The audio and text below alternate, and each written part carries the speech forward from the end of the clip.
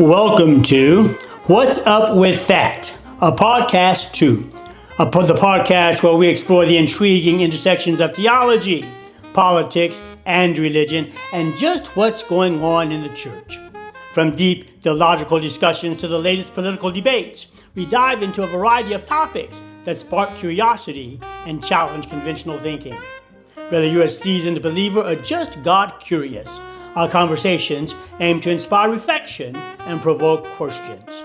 Join us as we seek to understand the complexities of faith in today's world and ask, what's up with that? Our guest for today is none other than Dr. Harry H. Singleton, Lilly Director, Faith-Based Education at International African American Museum in Charleston, South Carolina. He's also a distinguished scholar and author. Let's get started.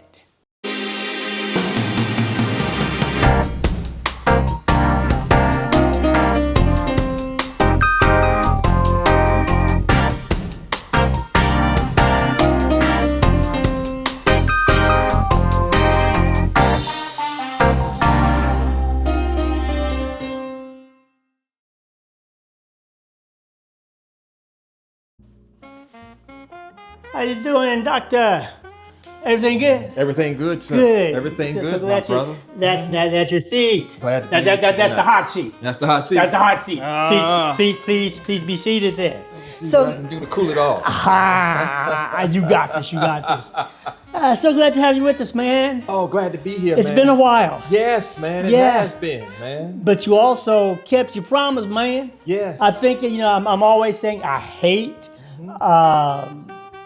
what's that, the Zoom thing? Yeah, the and we virtual said, you know what, approach. I think the last one you did was Zoom. Yes. And we said the next one would be live. You made your way back to Austin, Texas to be on What's Up With That, a podcast too. Grateful for that, man, and thank you so very much. Thank you for having me again. Glad to be here. Look How- forward to the discussion. How you been? Been good, man. What's good. been going on in your world, man? It's been a hectic year, man. It's been a hectic year? Yeah, transitioning from academe proper into museum work Okay. as an administrator. But still, of course, closely tied to the African indigenous experience as the International African American Museum is what we call a First Voices Museum. All right. It is built right over Gadsden's Wharf in historic Charleston, right off from Charleston Harbor, where close to 100,000 West Africans were brought in for the slave trade and sold at market right down the street. And there has some like water rushing in, or seem like water rushing in, or something like that. Absolutely. We have what we call a tide tribute pool. And we have the silhouettes of dead West Africans who didn't make it to the shores, who died in the bottom of the Atlantic Ocean. Wow. And so in tribute to them, we created this tide tribute pool where we can actually make the water come up as if it's high tide a couple times a day. And you can look down and see those silhouettes, those Is that right? representatives of those dead images. Okay, so since you made in your the way pool. back to Austin, Texas for What's Up With That, I'm gonna have to come to South Carolina. I love We'd love to have you. to experience. We'd love to have you. It's a once in a museum. lifetime experience. I say to everyone about the International African American Museum, please come. It sits on 16 ballast. It's not built on the ground floor. We want to keep the ground sacred. And of course, we use that ground to have public events, as a matter of fact. All So right. whether it comes to the pouring of libations or our annual soiree that we have in June, we want to celebrate this spot. A spot that was once such a huge source of trauma Okay. for people of African descent. Awesome. I'm gonna have to make that visit. Please do. But you're here for a special reason on this evening. And on this evening, we want to take time and we want to discuss your book, Harry H. Singleton III, Forever in Thy Path, The God of Black Liberation. And I'm going to say it's an amazing book.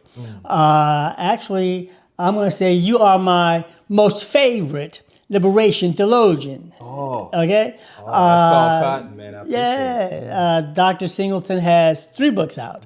Actually has 4. I've read 3 of his 4 books, trying to get that 4th one. We're going to get it here, though.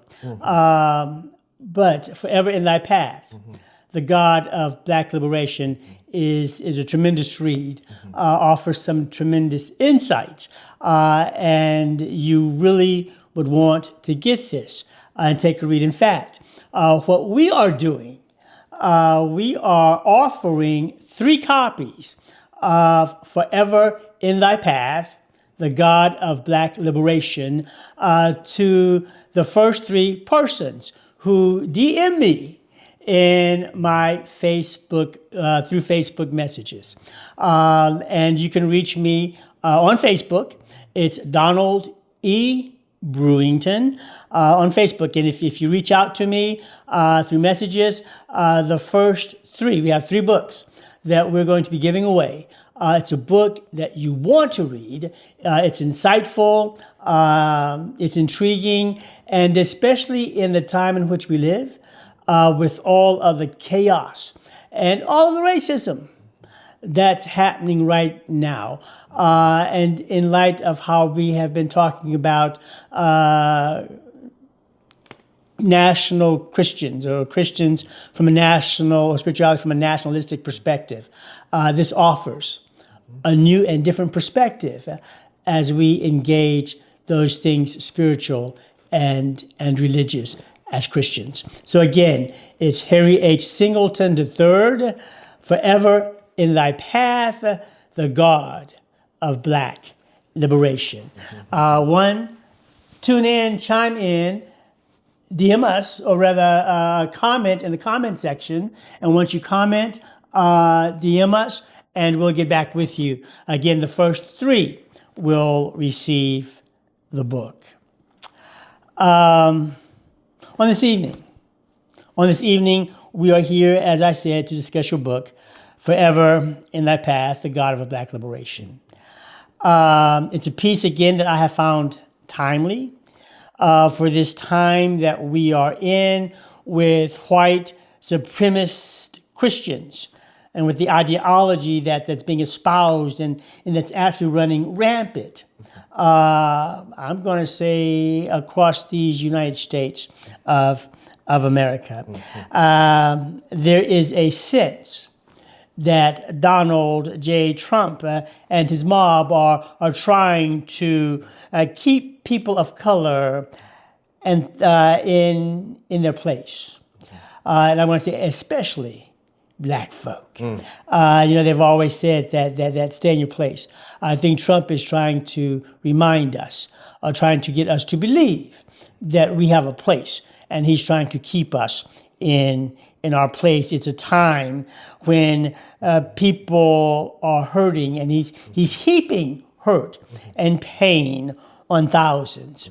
And I'm going to say, even though they may not know, he's heaping hurt and pain on his base. They've not yet realized they don't have enough money for Trump to really be concerned about them and their issues. They're so caught in their own sense of whiteness that gives them that sense of superiority, and they've rooted it in a Christian theology. It's made them blind, and they're walking around espousing hate, doing all kinds of foolish things, and oftentimes in the name of Jesus.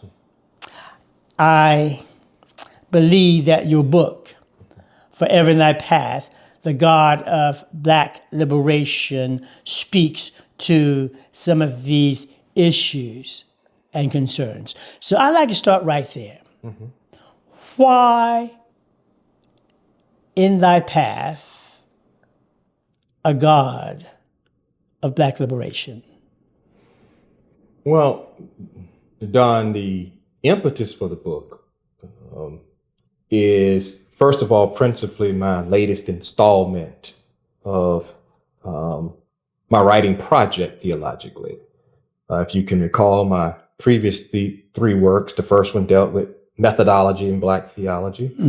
My second one, White Religion, Black Humanity, dealt with the white Christian nationalism, in which you just mentioned, but more particularly distorted Christian theology that serves the ends of white privilege more so than it does the ends of the marginalized, the abused, and of course, the oppressed. Can I ask you a question? I don't mean to interrupt, but when you say distorted theologies, can I ask what you mean when you say distorted? Distorted meaning that it serves the interest of privilege and not the interest of those who are poor, not the interest of those who are marginalized.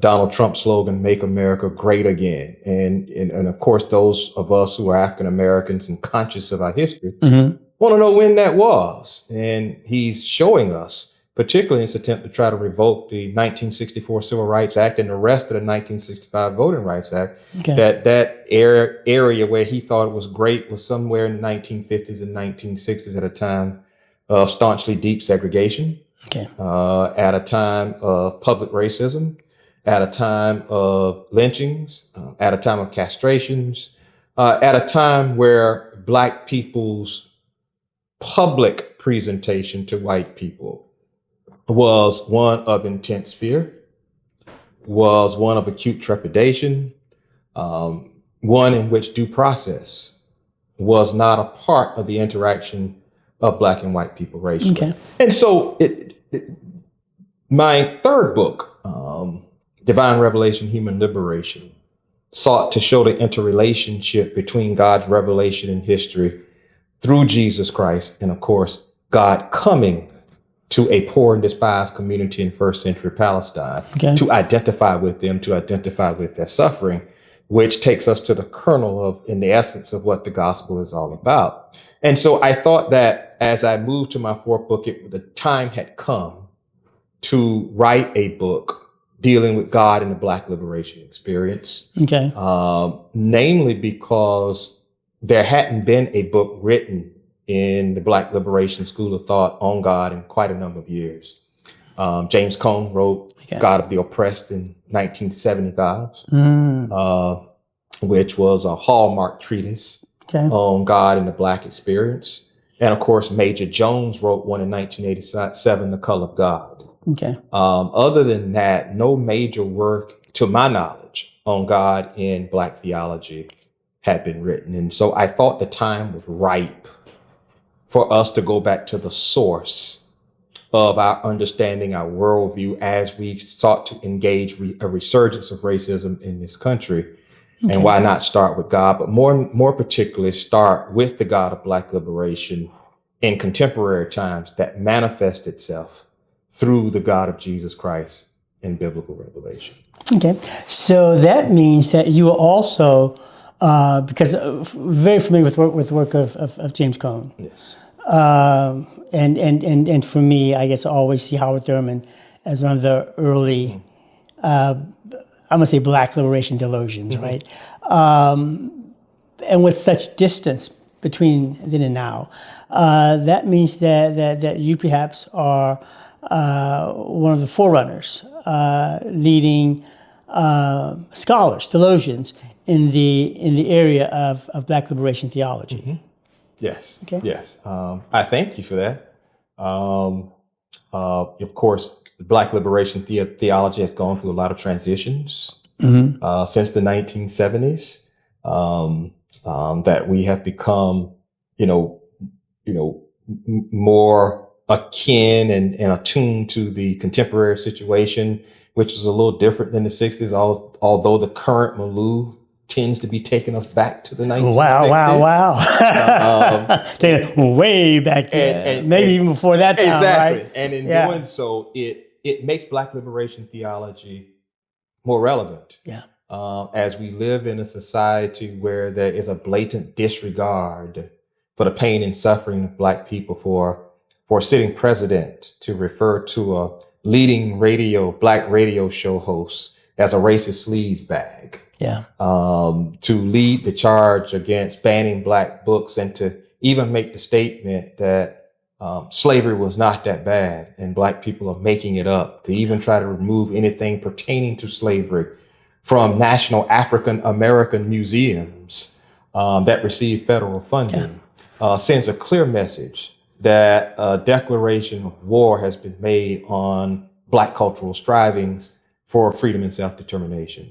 And so in that sense, it makes writing a book about the God of Black liberation relevant to the times in which we live. Okay. Well, I'm gonna believe and hope that as folk pick the book up and read it, that they would also not just see the relevancy, but also assert some of the reading as we look afresh at Christian theology, at Black liberation theology. When you started, or as you opened your book, you opened with an introduction that was a reference to some commentary, or rather you also did some commentary on work done by Benjamin Elijah Mays. Benjamin Elijah Mays, who indeed is a scholar in his own right, one who has done great things and actually is quite notable. I'm going to say not only in this country, but I'm going to say in the world. He's done some amazing work. The work that you referenced is titled "The Negro's God as Reflected in His Literature." I found your intro fascinating. In fact, as I read it, and I think I even mentioned to you, I think that introduction could be a full podcast. I think that introduction that you have placed there, that you've written, using the work of Benjamin Elijah Mays, is worthy of being a podcast all on its own. As I read that, for me, it laid out the origins, the beginning, the how we began to view our faith. It laid out the beginnings of Christianity for Black folk. Am I on point with that kind of thinking? You are. That's one of the reasons why I wanted to lead with Benjamin Mays in the introduction. He's my South Carolinian homeboy. Okay. From Epworth, South Carolina, Greenwood County, for those from South Carolina who know where Greenwood is. Actually, my parents are from 34 miles south of Greenwood in a small town called Edgefield, South Carolina. Okay. And of course, Benjamin Mays became longtime president of Morehouse College, had a tremendous impact in shaping that college, the curriculum of that college, developing major donors for that college, and had a huge impact on young Black men who matriculated to Morehouse like Martin Luther King Jr., who owed a lot of his social activism and his motivation for being an activist, pastor and civil rights activist, to Benjamin Elijah Mays.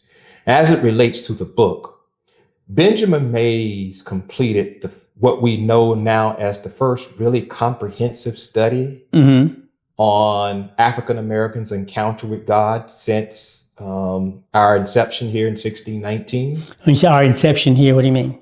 In terms of when we set foot on the soils of what is now known as the United States of America. So that was during the diaspora. Yes. During the transportation of the American Africans. diaspora. Right. Okay. Yes. And he finished this book in 1938. And so when I started prepping for this book, Forever in Thy Path, we were reaching the 80th anniversary of that book. And I wanted to note the 80th anniversary of the book, but I also wanted to note Mays' impact on me as well. In terms of pursuing a treatment of God in the Black liberation experience, that in which I could use his book as the foundation for where I was going with this particular book. One of the things that Mays did in this book is that he identified 4 typologies of how African Americans encountered God throughout our history. The first typology he referenced was physical and emotional security. which makes sense given that when we got here, it was a traumatic experience and we didn't know what was going to happen next. All roads led to white supremacy and we had no earthly outlets. And so we were looking to encounter God as a source of refuge at that time, not knowing what we were about to enter, but sensing that it was not going to be good. And unfortunately, sensing that it was not going to be good for several generations. And so God was appropriated, according to Mays, in a physical and emotional security way. Okay. The second typology. So, and that means he became the hope.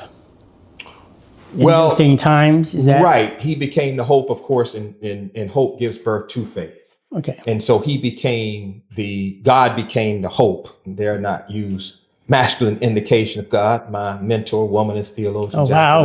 my head. That God became someone whom they could depend on at the very least for survival. Right. From a physical and emotional standpoint. Right. Okay.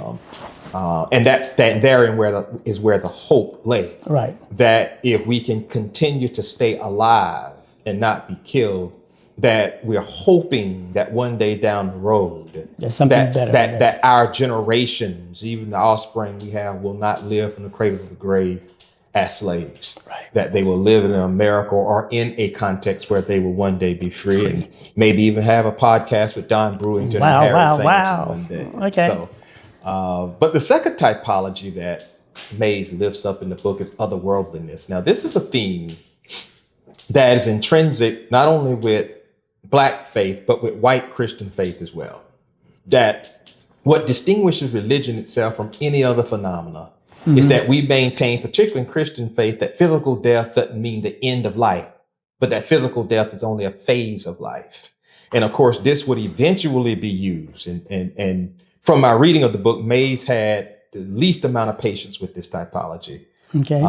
Namely because it was soon after our arrival here that what we term as theologians, the eschatological treatment of Christian faith. Eschatology means the study of the last thing. So when you're engaged in conversation about what happens to the soul after physical death, what happens at the end of time, what happens at the end of history, you're engaged in what is called eschatological conversation. Okay. It wouldn't be long before white Christian leaders in plantation life would use this particular model of God to get slaves to be more content with their slave existence in lieu of an existence of freedom that they would experience only after physical death, which means that the demand for cheap labor had already begun among European planters, and that white Christian pastors had convinced European slave planters, American colonial slave planters, that the typology of otherworldliness in Christian faith could be used to create a more content slave with their status, make them a better worker in lieu of the reward that will happen after physical death, but not in history, knowing that once you die, you don't come back and confirm or deny whether that is the case or not. And so it stood the reason why Mays struggled with it the most. Okay. The third type. Can I ask that? Sure. With that, is that thought process something that generated from the hope, or from that aspect of looking for the hope and wanting something more, or was that something that was planted, for lack of a better, planted by slaveholders?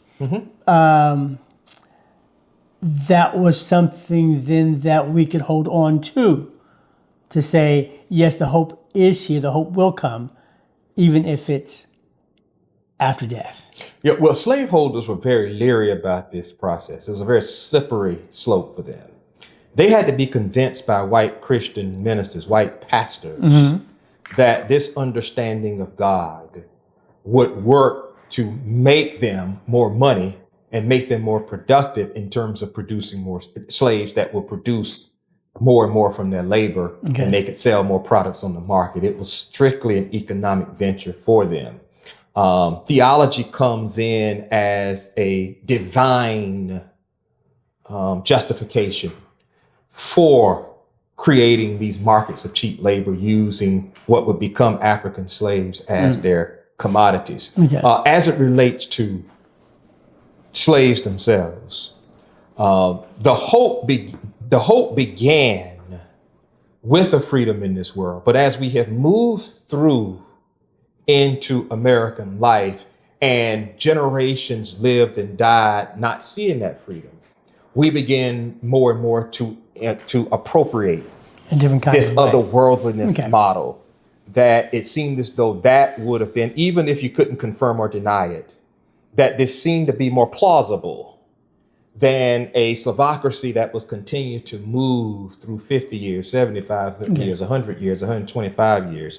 And so we kind of grew into this model of understanding how God works, and that, maybe this is how freedom manifests itself, that it doesn't manifest itself in history, but it does manifest itself beyond history. And then there was the third typology that doesn't sound like a typology that Mays lifts up in his book. It's called atheism, actually, which is the belief in no God from an etymological standpoint. But Mays did not mean atheism here. In particular, he lifted up Bishop Daniel Payne as one of an AME bishop that was considered atheist in the sense that Black people began to question God's efficacy as the slave trade moved into the 19th century, even as we began our most aggressive insurrectionist activity. We were beginning to question God. And so this category was created by Mays, which I don't particularly like, because atheism seems to suggest that there was not the belief in God. But of course, one of the cornerstones of living the life of faith is the dialectic between faith and doubt, where there are times in life where you begin to question divine efficacy and whether you are engaged in a process that does manifest itself in a promised solution in your lifetime or over time, or even after you die. Even after you did, because that you see the spiritual eye, was, but not the physical eye, as we say it in the Black community. And so, I tend to look at it as a faith/doubt category, more so than an atheistic category. But nevertheless, Mays used the atheistic category. as if we were going to use it in some of today's vernacular, I am a believer. But now I got some questions. Yes. And you can call it doubt, whatever, but I got some questions. Critical questions. And that's okay. It's okay. It's okay to have critical questions about faith. And in this regard, you're not atheist in the sense that it is traditionally defined. Right. Okay. You're not. Yeah. You are really raising poignant questions. About divine agency. Great. And that brings us to the fourth typology, which is the bridge that leads us into forever in thy path. That typology Mays referred to as the God of social reconstruction. You kind of that look. Say more. Yeah. Well. Mays was owing to his scholarly inclination to write this comprehensive treatment of how African Americans encounter God. But when you read the book, you'll see clearly that this is the typology, and I think that's why he saved it for last, that Mays lifts up the most and is the most intrigued with. And I think he put himself in this category personally. That this God acts in human history and compels those who are oppressed in human history to act to transform their societal condition, and to transform that societal condition as a condition of being a believer, which means that which means that God not only does not remain neutral in context of human oppression, but that God actually is a co-participant, as we even saw in the life of Jesus from biblical revelation, as we move through history for an oppressed people. And so this God works to socially reconstruct historic conditions that deviate from that God's nature, as we see through biblical revelation, where God is not only not neutral, but God does act on behalf of those who are marginalized and exploited and abused. We see this consistent intervention of God throughout history. And so what Mays was really doing is that he was hearkening back to the emergence of Black radical thought, militant thought in the early 19th century, as we move into the insurrections of Denmark Vesey, of Gabriel Prosser, of Nat Turner, all three of them Christian ministers who saw biblical revelation not as a tool of social control, but as a tool of social transformation. Okay. And their calling was such that they saw biblical revelation, particularly as our literacy rates increased as African Americans, that we read the Bible in its totality, and we finally got one because, previously we'd gotten only about the Rise Bible in the 18th century, a limited one, where those passages seemed to support slavery, and used by white planters and white Christian ministers to biblically justify the slavocracy. But in many ways, he was hearkening back also to Frederick Douglass and Harriet Tubman, some of the forerunners who began to question the efficacy of white Christianity, to question the legitimacy of white Christianity in terms of connecting the God of Jesus Christ to Black dehumanization, and more particularly to the slavocracy. So in many ways, Mays was really a pre-liberation theologian. He used the term social construction and used the term militant religion, which I like. Okay. But really, he was a precursor to modern day Black liberation theology that began to emerge in the late 1960s and into the early 1970s. Okay. It is also the typology of which I am most akin to, that Mays lifts up in The Negro's God. And of course, it becomes the bridge in that introduction to the book that leads me from Mays into my own seminal treatment of God in the Black liberation experience. Okay, so essentially, in his fourth treatment, Mays is pretty much saying God is that God who is the God of the oppressed, and that God who seeks to liberate. And anything that is not liberating is not of God. Mm-hmm. And if it's not of God, like so many, it's ours to reconstruct so that it can transform. Mm-hmm. An oppressive context. An oppressive context, and right things. Mm-hmm. Right?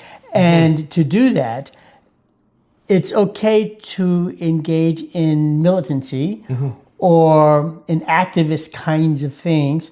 And God's all right with that because your effort is to right that which is not right in the sight of God. And that's my task. And in many ways, that's my task as a theologian, to bring about that balance, to bring about that critical corrective, we call it, to the distorted theology that we inherited. I liken it from a biblical standpoint of separating the wheat from the chaff, from separating the husk from the kernel. And so in that sense, so that the pure essence of what the gospel is principally about can shine forth. Not only does God not mind militant dispositions and insurrections activity, but God demands it. Wow. That God demands that no oppressive condition remain oppressive. Okay. And of course, we see that even in God becoming a human being in Jesus, in which God could have manifested in what we call the incarnation in theology, that God could have incarnated God's self to any people at any time, in any geographical location. God decides first century Palestine to a Jewish people who were despised, who were oppressed, who were marginalized, to identify with that suffering and become human. Okay. Not principally to save all human beings, which is the message that springs forth in a lot of our ecclesial institutions from slavery even to today, that the universalism implied in the gospel, Don, does not mean that God comes to save everybody. The universalism comes in where you stand in God's acknowledging to the world that God became human to an oppressed and despised people. Do you stand as someone who perpetuates those conditions? Mm-hmm. Or do you stand as someone who is going to fully identify and commit yourself to that struggle?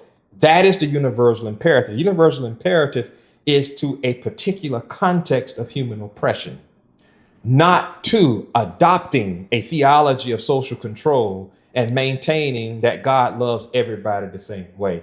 And so in that sense, not only does God want and doesn't mind a militant disposition, but God demands it as a prerequisite to bring about liberation in an oppressive context. Okay.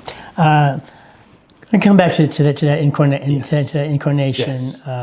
Actually, I want to sort of end with that one. So we're going to come back. Mm-hmm. You seem to drive home this theme of liberation. Mm-hmm. And I want to say you seem to drive home this theme of liberation in your book, mm-hmm. in your writing. As I think of liberation from a Christian perspective, I equate that with freedom. Mm-hmm. So within Christian theology, liberation is not necessarily a unique concept. It right? is not. It's once I'm saved, then I am free from sin. I can and am able to be free and can then more faithfully adhere to God's word by being obedient. So what's unique or different? Well, you're not necessarily free from sin because you're still a sinner that stands in God's in the wake of God's judgment. But I have the ability to control, right? Because I'm now free. Yeah, but you're now free to pursue freedom. Okay. And so in that sense, your sinfulness doesn't prevent you from that pursuit. And it is a pursuit that is inextricably linked with the radical demand of the gospel itself. And so in that sense, when we talk about the straight and narrow path when it comes to sin that we use and lift up when we talk about biblical revelation, I wanted to stand that understanding on its head, because usually that sin is rooted in sexual morality, premarital sex, homosexuality, adultery. It is not really rooted in the sin of social control. It is not rooted in the sin of imperialism. It is not rooted in the sin of racism, sexism, particular homophobia and Islamophobia, Christian superiority.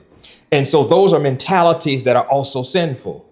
And they're mentalities that, really fly under the radar of the language of Christianity and the church from the inception of this country even to the day. So one of the things that I wanted to do is that I wanted to make sure that I culturally grounded this book in Black culture and African history. So in that sense, the title of the book, Forever in Thy Path, mm-hmm. I am striking at this whole notion of the straight and narrow path as we understand it from an individual platitude standpoint throughout Christian history that doesn't take into consideration the sin of collective domination. So we go, then the liberation is not so much free from sin, mm-hmm. but free from, perhaps also redefining sin. Mm-hmm. Not mm-hmm. so much free from the sin of all of the ills that we classify as under the guise of morality, mm-hmm. but free from the sin of oppression.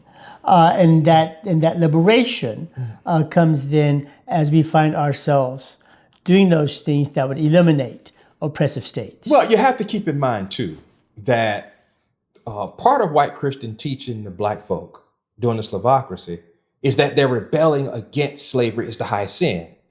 So sin came to be understood as a mechanism of social control, Okay. not as a mechanism of human liberation. And then, of course, as it grew into the sexual moralities, anything that was irrelevant to black suffering.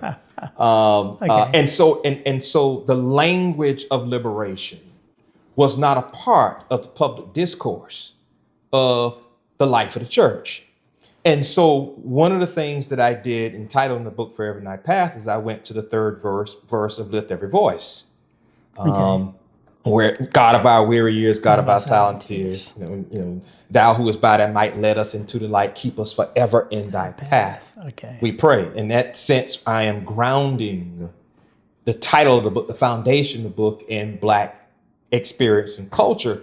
And of course, one of the things that I wanted to do is to create a dialogue between God and black people. Okay. Where, God says to black people, hey, you are free to pursue your freedom and not have to be concerned about the dread of unrighteous behavior, as you had been taught on the plantation. In fact, Samuel Cartwright in 1851, a white psychologist, developed a category called droptomania. And he maintained that it was a psychosis that slaves had who ran away from the plantation, because all of these great things that are happening on the plantation for black folk, why in the world would they want to run away? That in itself shows you that they have a slothfulness about them, that they have an anti-intellectualism about them, and that they have a black and darkened heart about them that prevents them from seeing the goodness of the gospel and their relationship with us. And so the Slavocracy was being styled as the kingdom of God. It was being styled as manifest destiny from a purely historical standpoint. Why would a slave in his or her right mind want to run away from it? But the real dilemma for most slaves is whether they thought they were sinning against God when they did run away from the plantation, when they did challenge the morality of slavery, that whether they were making themselves a reservation for eternal damnation, namely because of the sermons they heard from white ministers every week. And so one of the things that encountering the God of black liberation does for black folk is that it allows black people to assume a militancy about fighting for their freedom, of which they don't have to be concerned about eternal damnation anymore. Because the God of black liberation comes and reveals to them that, no, I am standing the understanding of white Christian ministers' understanding of sin on its head, of unrighteousness on its head. No, don't feel like you are in a sense of dread for fighting for your freedom, but feel free to fight for your freedom. And of course, even in the first chapter of the book, I lift up the letter that Paul wrote to the church of Galatia, where they were more concerned about circumcision than they were about freedom. And he had to remind them that God came in Jesus to free you from preoccupations with ritual, to free you from preoccupations with piety, to free you from preoccupations with having to be at a particular place every Sunday at 11 o'clock, or you're afraid if you miss one Sunday, you were going to hell. You don't have to be concerned about that anymore, that the new law is a law of freedom, and that Jesus came and died and resurrected so that you would have the freedom to fight for your freedom without fear of thinking that you're engaged in unrighteous activity. And that was the encounter that led to the emergence of a lot of our insurrections in the 1960s, as we shed more and more the God of white supremacy, and we began to encounter more earnestly the God of black liberation. Okay. And that liberation then also once we grasp it, does something for our esteem of self. We become worthy. Is that right? Not based on what others say, but we become worthy because I am created in the image of God, right? And in that image, I am, maybe your words, I am created in freedom. So in my creative process, out of the creative process that God made me, He made me to be free. Absolutely. And anything contrary to that it is going against the will of God. Right. And consequently, I have the right. And I think I've heard you say, not only do I have the right, but I am demanded. I am less than if I don't stand up for it. Absolutely. Absolutely. That you are engaged in sinful activity when you don't stand up. That, and that is because of two reasons. Number one, and of course, I begin, as you notice in the book, I start every chapter with a path or into the straight and narrow path. So chapter 1 is titled The Path of Freedom. And I wanted to make sure I began with freedom as an imperative for the encounter with the God of Black liberation. That we come to encounter God, Don, in two ways. We come to encounter God in creation. That God made a free decision to create the universe and all life forms and to create human beings in God's image, likeness, and nature. Okay. Which means that God's self, is the very epitome and essence of freedom. And as creations of God, we are free human beings and constituted to be free human beings and live as free human beings. So from a physical makeup, or what we call an ontological makeup, we have been created by God as a human family in an act of freedom. The second way in which we come to know God is through biblical revelation for those of us who are Christian. And as we look through biblical revelation, as Dr. Cone used to say, there are a lot of themes running through the Bible, but there's a seminal point. What, as he said in his high-pitched voice, well, what's the point of the book? And of course, we begin even in the Exodus narrative itself with a slave-holding context between the Egyptians and the Israelites. Okay. And of course, when God acts and doesn't remain neutral anymore, God doesn't send Moses to Egypt to tell Pharaoh, you're doing a great job. Keep enslaving the Israelites. God appears in the form of a burning bush to Moses and makes it clear to tell Moses to go tell Pharaoh that his time is up. Yeah. And that my people are going free. And the covenant is manifest with Abraham in them moving out from Egypt. But even as we move through biblical revelation, whether it's the prophets, whether it's Ruth, whether it's Esther, we see an affirmation of humanity in the most trying of circumstances. Whether it's the Hebrew boys in the fiery furnace, Daniel in the lion's den, we see it with Amos, we see it with Isaiah, we see it with Ezekiel, we see it with Micah. We see them affirming the goodness of life, the freedom of human beings, and the justice of God. And of course, we see it from God's self when God becomes Jesus. And then we see it with Paul as well. And so in that sense, we also come to know God in biblical revelation as well, showing us that God does not remain neutral in slave-master context. Now, what does that mean? From the standpoint of being constituted in freedom, it means that human beings were not made to be in bondage. Yeah. That the whole notion of trying to sell a slavocracy to people of African descent by white men, and more tragically, to use biblical revelation and the God of Jesus Christ as the linchpin to legitimate it, is the highest sin. Okay. That divine righteousness and the wrath of God manifests itself most in trying to legitimate bondage, when a God created us in freedom more so than any other human phenomenon or activity in human history. In the second instance, as we have come to know God through biblical revelation, we also see that God does not remain neutral in issues of human bondage. Not only do we not see God remaining neutral, we see God actively participating in transforming oppressive conditions to a liberating condition, which means that God not only acts in biblical history to turn oppressive context to context of freedom, but all subsequent contexts moving forward.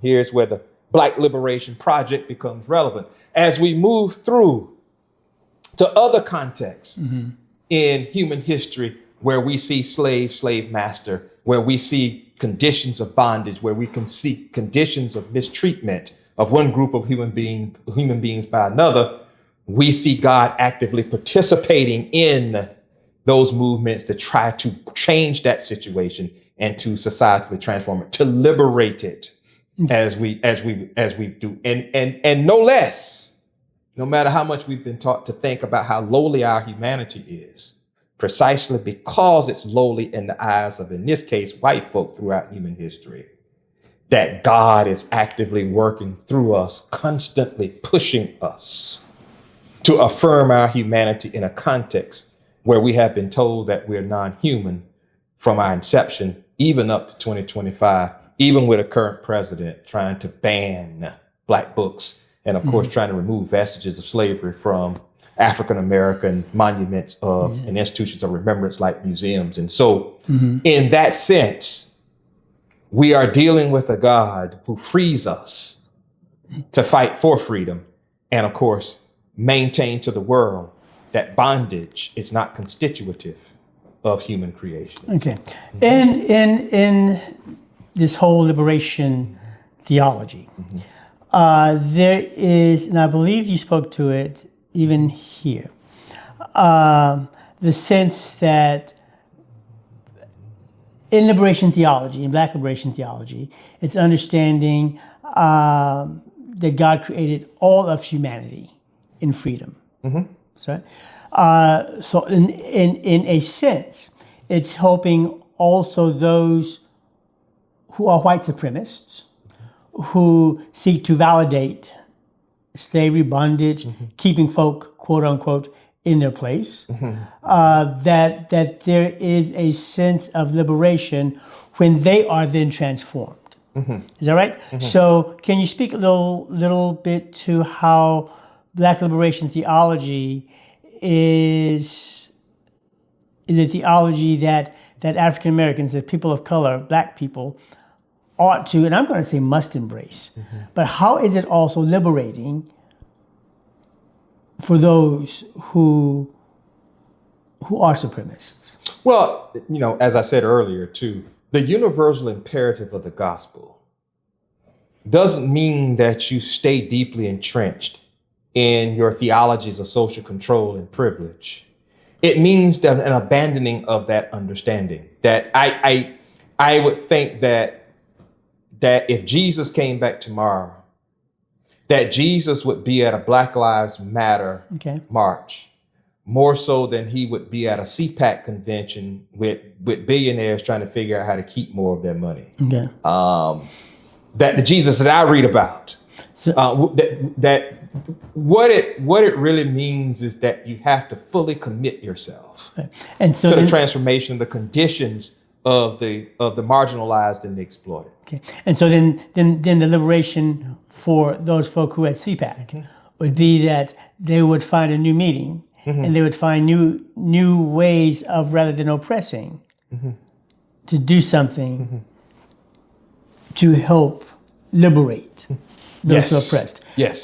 It would be, rather than holding on to your money, rather than building a massive ballroom in the time of a government shutdown, freedom would say that you understand that we're all created in freedom, and somewhere ours is to help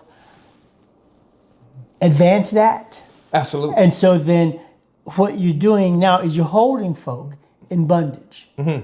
Freedom says, open up the government shut down and put a pause on your multi-million-dollar ballroom that you probably may not ever fill up, and other kinds of things that you're engaging in that's helping to oppress folk rather than liberate them. Absolutely. Is that and so it's when that person then is transformed and finds that commitment on the other side. Absolutely. That then Black liberation theology is good for both parties. Absolutely. And again, I think Jesus would be very critical of the richest nation in the world, and those who have concentrated wealth, using that wealth to spend $300 million to build a ballroom to attach it to the White House. I think the person who would be most upset about that would be Jesus. Okay. I think that Jesus would be most upset that we have already spent $110 million on a statue for Martin Luther King Jr.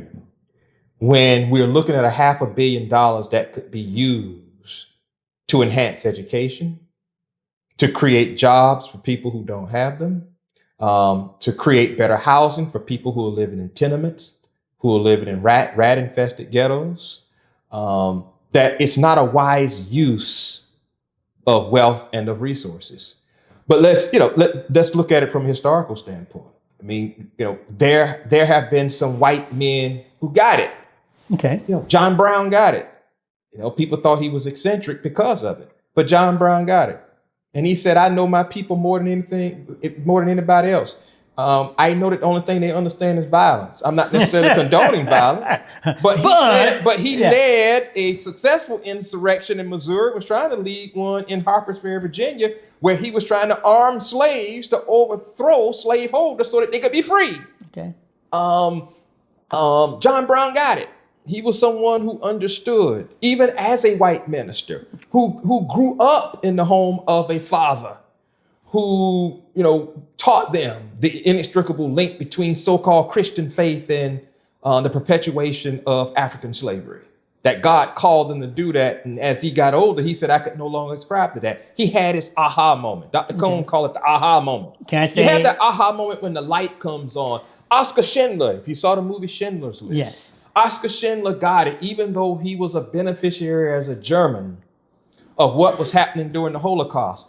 As Hitler began his offensive, and it got more and more virulent, he began to see the light, and he began to intercept trains that were going to Auschwitz to work in his business when he wasn't interested in making money anymore. He was just interested in keeping them from going to Auschwitz, knowing what was going to await them when they got there. Okay. You can have a conversion experience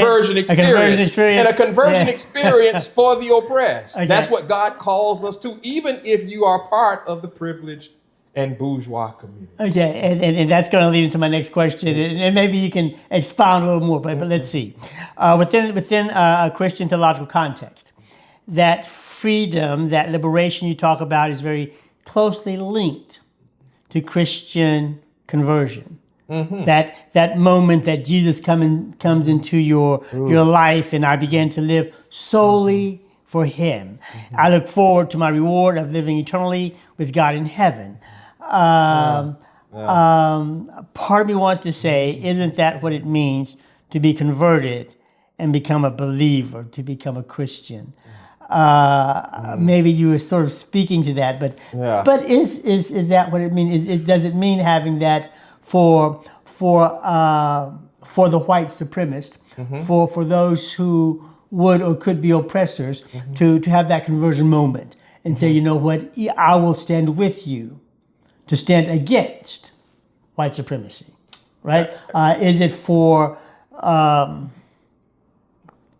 black folk to understand that I ought not accept an oppressive state, and I don't need to wait until I get to heaven, that I need to find my joy, my peace, my gold streets, that it's incumbent that in that conversion moment that I understand that I have to endure the struggle down here.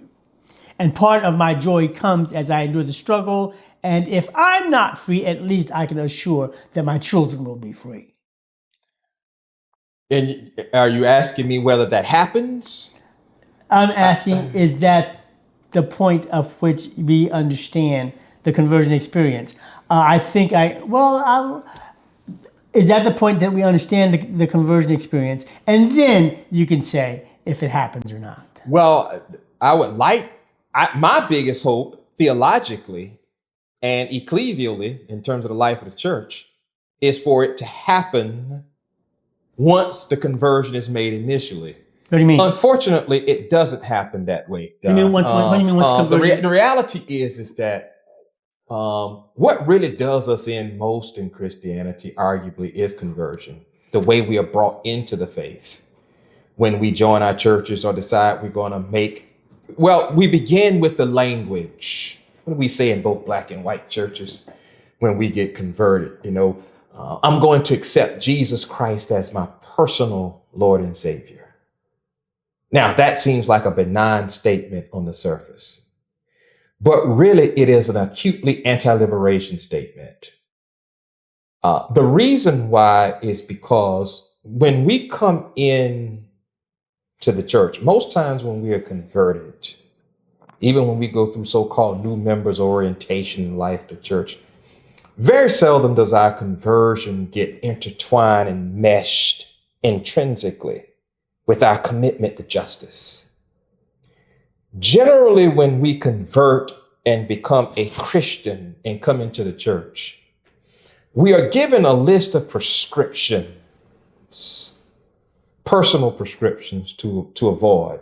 And so when we talk about conversion, we not only talk about what we're taught faith is, but it's inverse corollary what faith doesn't become in light of what we're taught. What do I mean by that?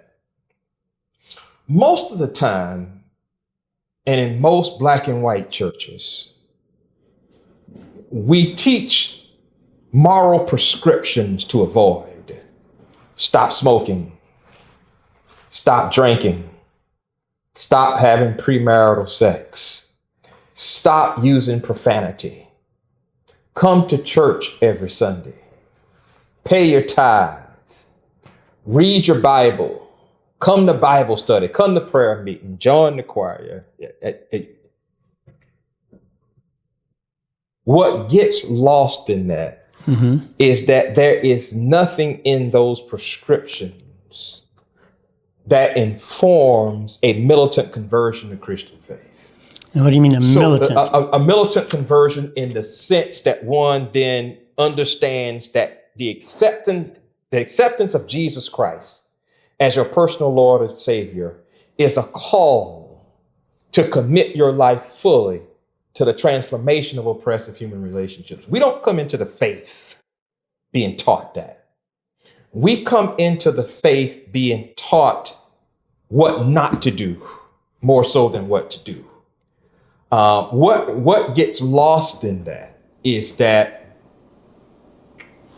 we begin to engage in an expression of faith that emphasizes more piety and otherworldliness than it does thisworldliness and militancy or radicalism when it comes to racial transformation, when it comes to gender transformation, even when it comes to poverty, which is what Jesus railed about most during his ministry.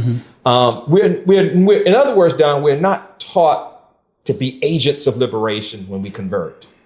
We have to grow into it or have to be exposed to a James Cone or, be exposed to a Frederick Douglass's readings or to be exposed to a Bishop Daniel Payne's readings to see this level of Christian engagement relative to the radical demands of the gospel.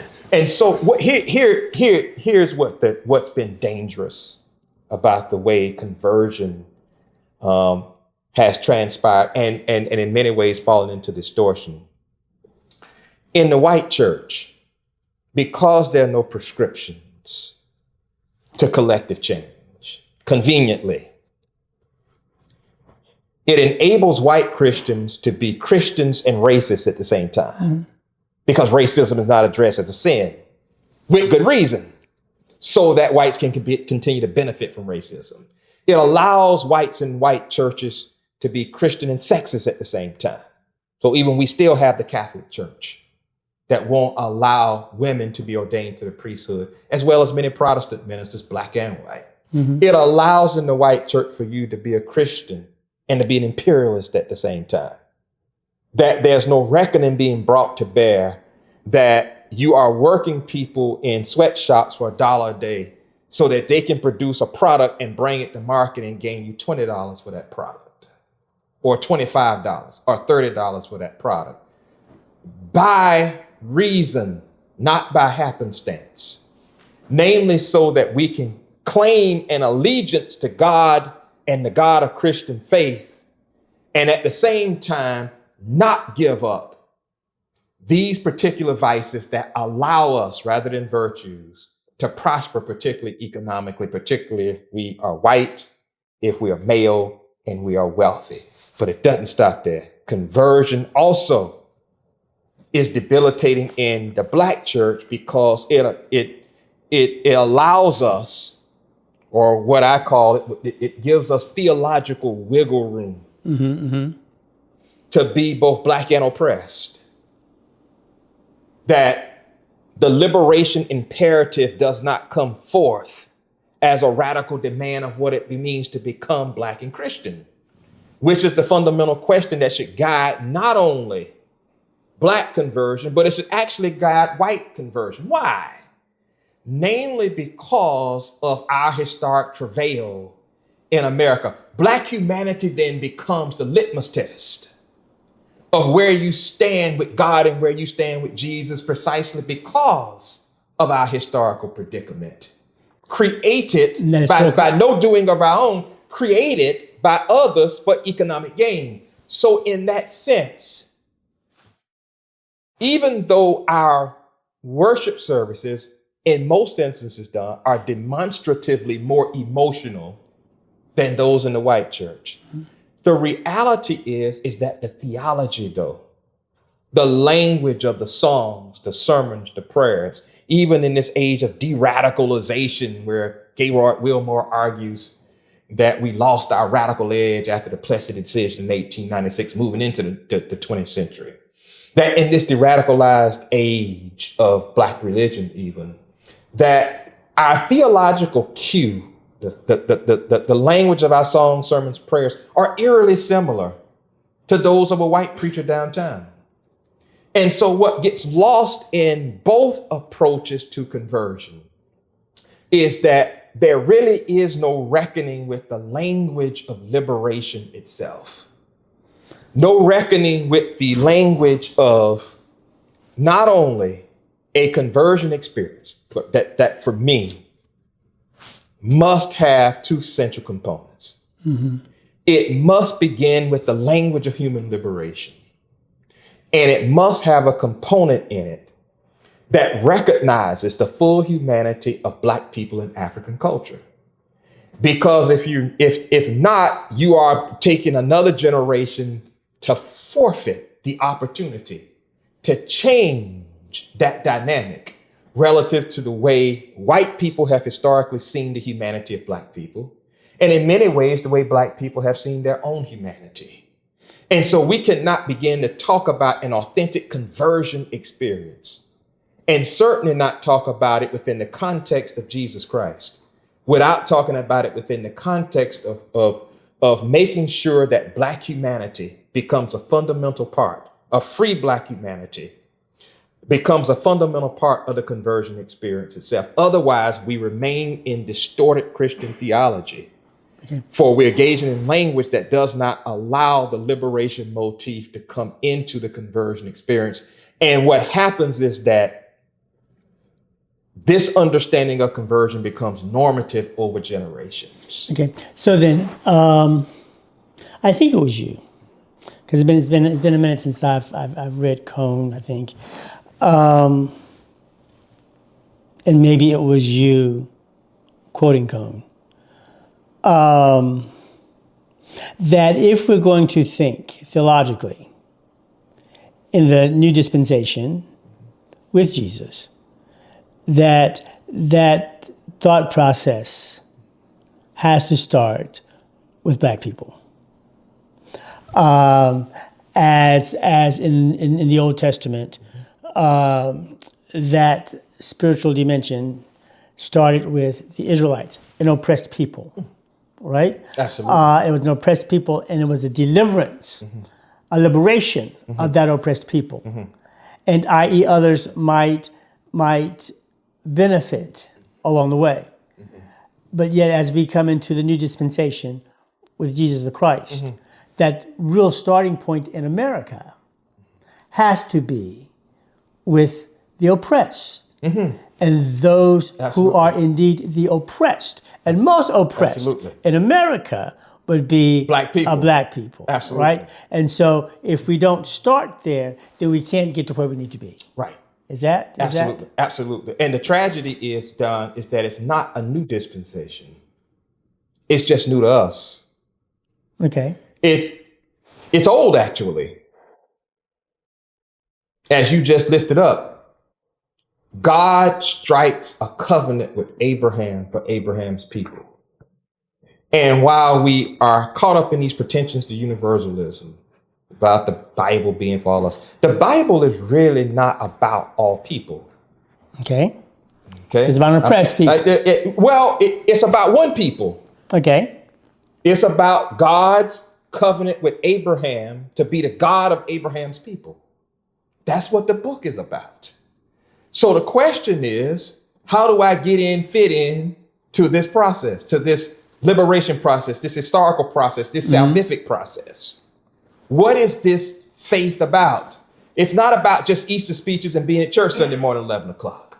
Okay. It is not about winning the countywide gospel sing out. It is about one's commitment to a people who have experienced the worst traumas at the hands of other human beings, and how you commit your life in the name of God. Dietrich Bonhoeffer called it the distinction between costly grace and cheap grace. Where do you stand relative to the fulfillment of bringing these people from where they have been reduced to the freedom that God demands from us all? That's what biblical revelation is about. And because that has happened to black people in America, guess what? That is what American life is about. That's what American history, that's what American Christianity should be about. But it hasn't been about that, namely because Christian theology has fallen into distortion, being used as a front to perpetuate white superiority rather than to bring it to an end and to recognize the full humanity of black people. Okay. Is it also incumbent? I'm big on that, right? Is it also incumbent then on black people to understand that it's about a people, and that's pluralistic, that's not individualistic, that's about the group, and not necessarily me. And we know why it's hard to convince black people of that, because they will be accused of being blasphemous. By whom? White Christian leaders. That is not my understanding of the gospel. I know it's not your understanding of the gospel. But I say in many of my public lectures, resist the temptation, the feeling like you're being blasphemous, and have the courage, the faith to see yourself in the biblical story. Okay. There is no other people on the face of the earth whose story more closely mirrors those of the Israelites than black people in America. Don't be afraid to see yourself in the biblical story and to see yourself as the contemporary Israelites in the 20th and now the 21st century.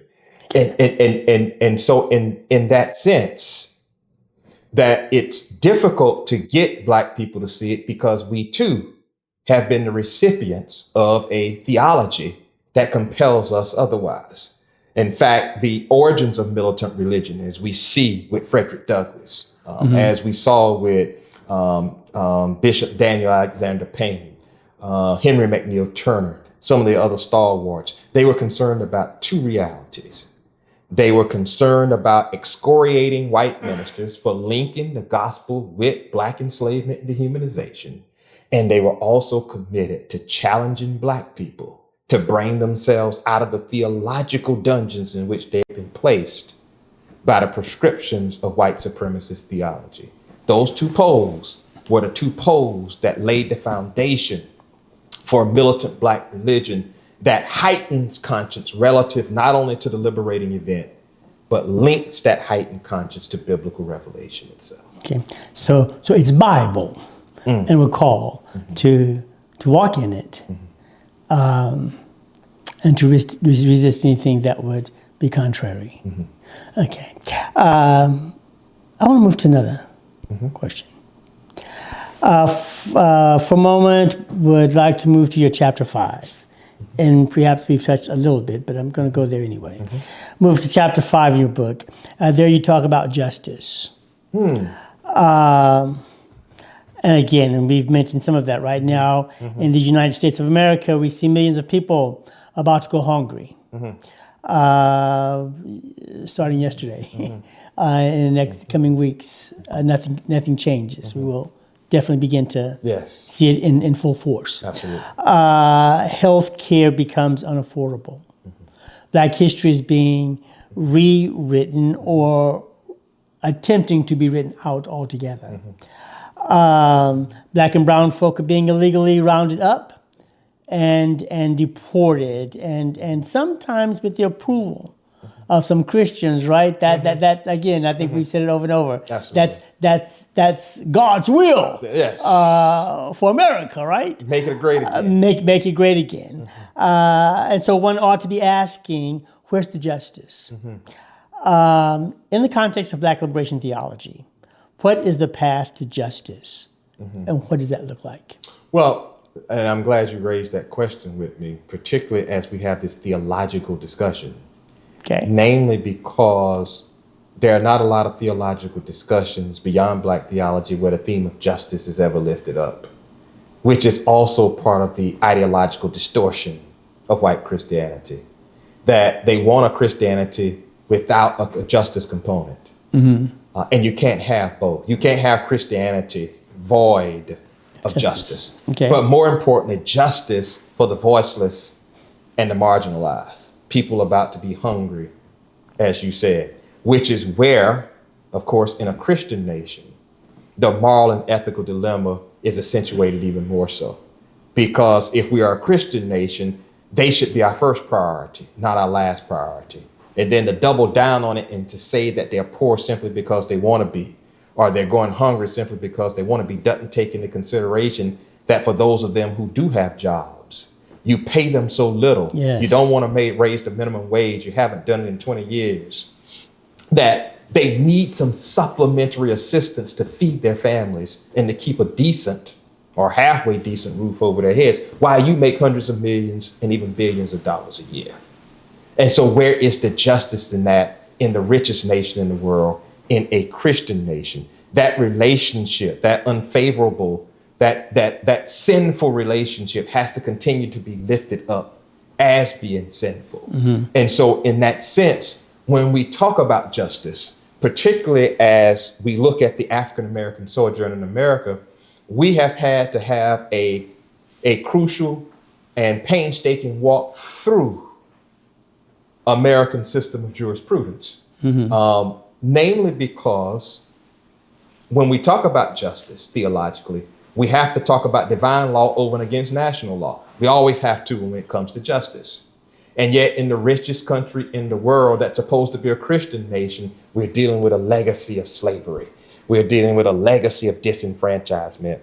We're dealing with a legacy of sexism. We're dealing with a level of poverty that's unlike any industrialized country in the world. We incarcerate more people per capita than any industrialized country in the world, namely men of color. So rather than improving the lives of men of color so that they could be better fathers and husbands to the children that they produce and the women in their community, it makes it even more of an arduous task for us to be able to take care of our families, because most of us do have those kinds of jobs. And so when we talk about justice from a national standpoint, one of the things that I lift up in the book is Jeff Sessions, former Attorney General, said during a press conference during Trump's first term that we must obey national law as we would divine law. Now, as a white man, he can say that because national laws always work for him. In fact, it's worked for his advancement at the expense of people of color. So it would stand to reason that he would lend himself to that line of reasoning. But when you look at it from an African-American standpoint, our walk through American history means that we've had to press to affirm our humanity in a country that maintained that our enslavement was the law. And so white Christian churches sent white men to Washington, D.C. to create laws that are adversarial at best and downright sinful at worst toward the achievement of aspiration of Black people. And yet at the same time, we understand with the 13, 14, 15 amendments, ending slavery, citizenship, the right to vote, that we're inextricably linked now in the context of creating those laws. But to suggest that universally, that when you are living in an oppressed context, that you must obey national law, even when it's oppressive, fails to take into consideration America's oppressive history and how Black people have had to navigate their way through the laws of America when they have been repressive against them.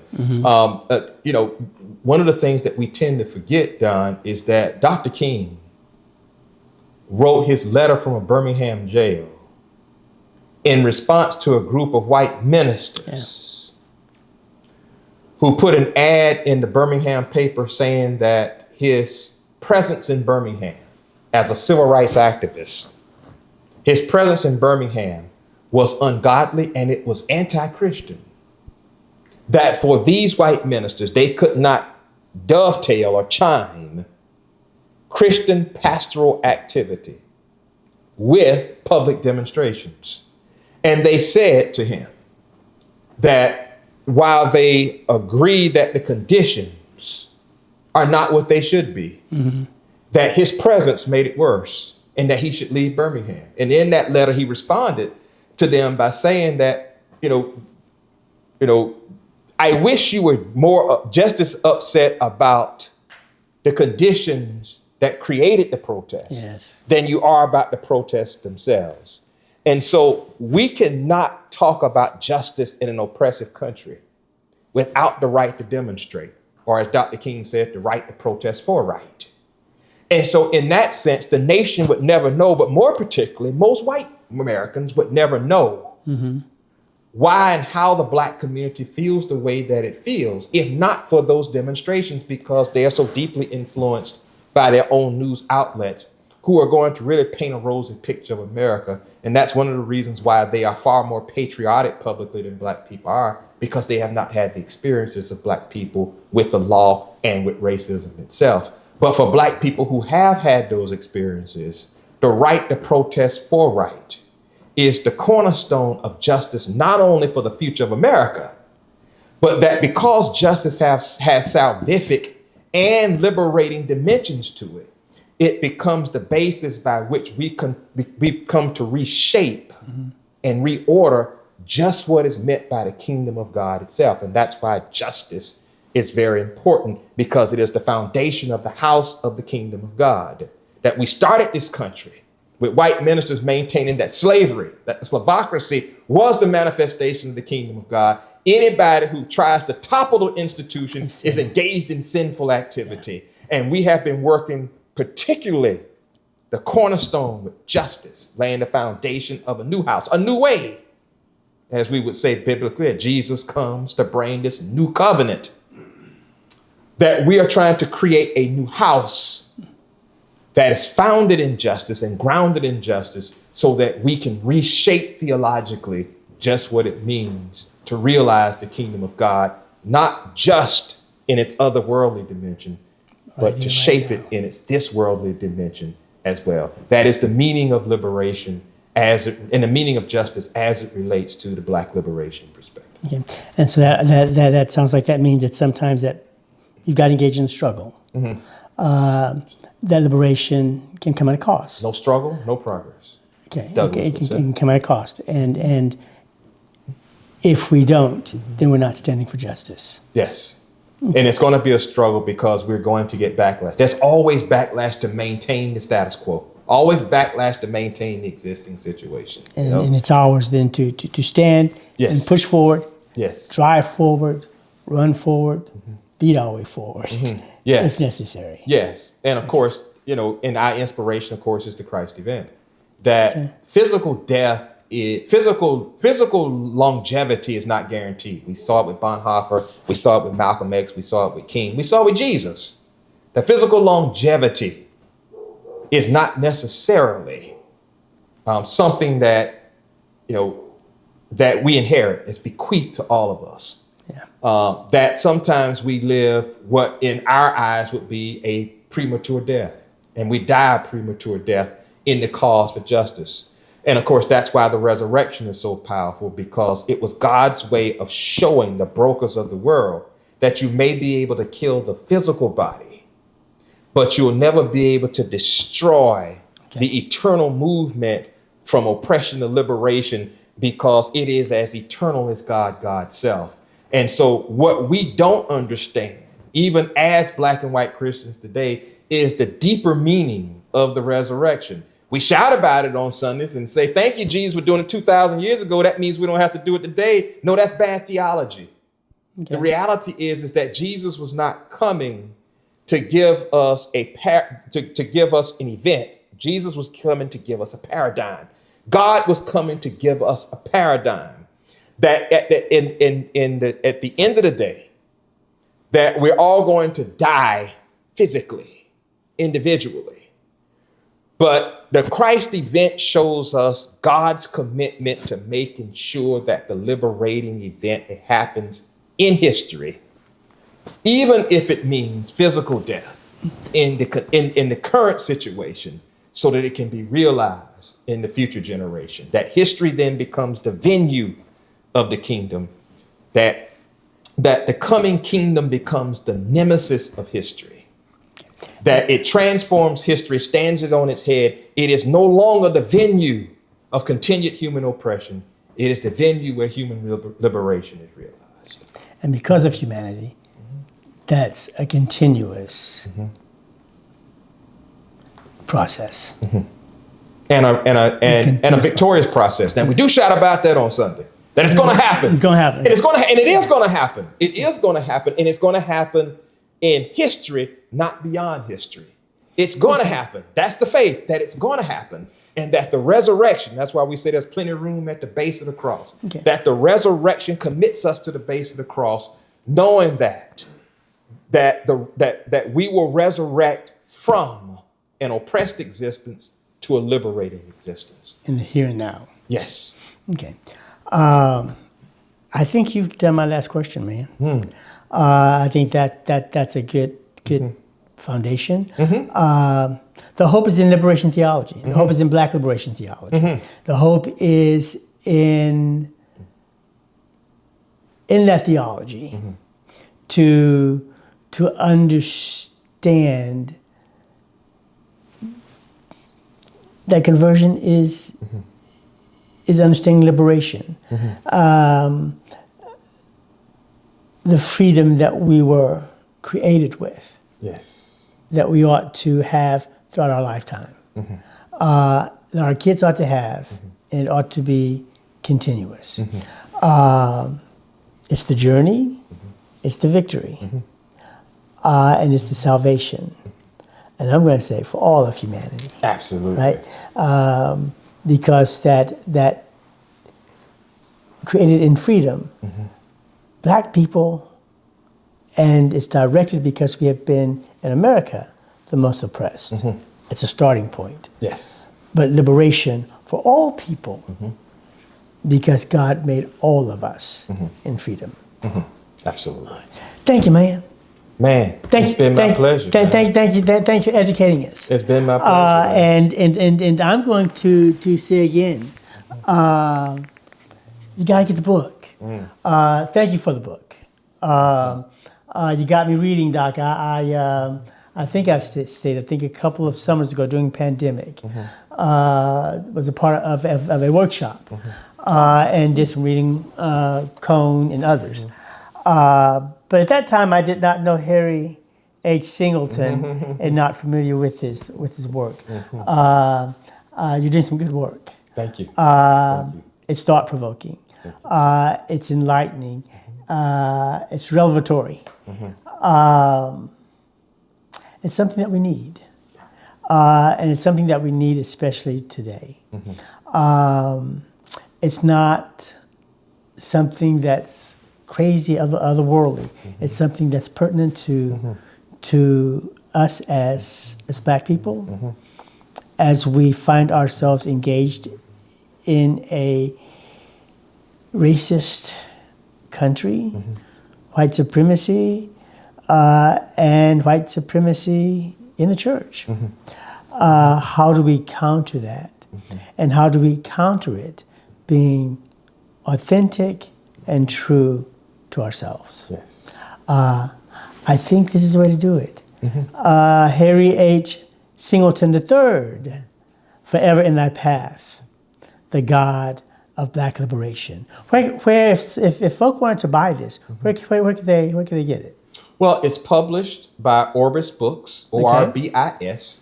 And of course, you can go to www.orbisbooks.com. And of course, type in the title or type in my name, and it'll come up on the screen, and you can order it from Orbis Books.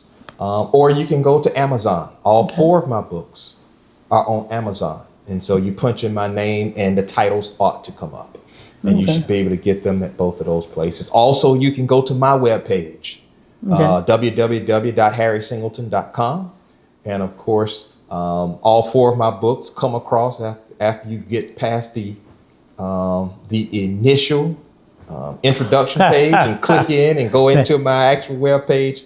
The covers of the books will come up on the screen. And of course, when Forever in That Path comes up, you can click on it and it will send you to Orbis Books ordering information, and you can place your order in that way as well. Awesome. So Orbis Press. Yes. You can go or to your web page or to Amazon. Yes. And for everybody goes to Amazon. Everybody. So I'm going to say, go to Amazon. Go to Amazon, type in books, Harry H. Singleton III, Forever in Thy Path. I promise you, it's an excellent read. What we say is, what's up for that? A podcast too is for the God curious. If you're curious, if you have questions, if you don't have questions and you want to get your mind stirring, this will do it. This will do it. We'll also say that we are giving away 3 copies to the first 3 folk who will comment in the comment section on the podcast. And once you comment, then you can go to Donald E. Brewington on Facebook. Message me. I'll get back with you. And the first 3, we will gift you this book by Harry H. Singleton III, Forever in Thy Path, the God of Black liberation. Start making your comments. Do it quickly. Message us or inbox me through messages in Facebook, and get your book. And if you miss it in the message in the comments, go out and buy it. And I'm sure he will love for you to buy it. Yes. Again, I can't say enough. It's an outstanding read. And then I pray that you enjoyed this podcast on this evening. I hope that you were helped. I hope that you were enlightened. I hope that at the very least that there were some questions that began to be generated in your mind, and that you find yourselves right now asking questions such as, what's up with that? I hope that you will join us again on our next podcast. You don't want to miss it. Stay tuned. Be there. When I say be there, be square. Be square. So stay tuned. And again, hope that you are curious enough to come back. Hope that you're curious enough this evening to buy the book. And every time you turn a page, I hope you find yourself asking, what's up with that? Until our next podcast and we see you again, be blessed.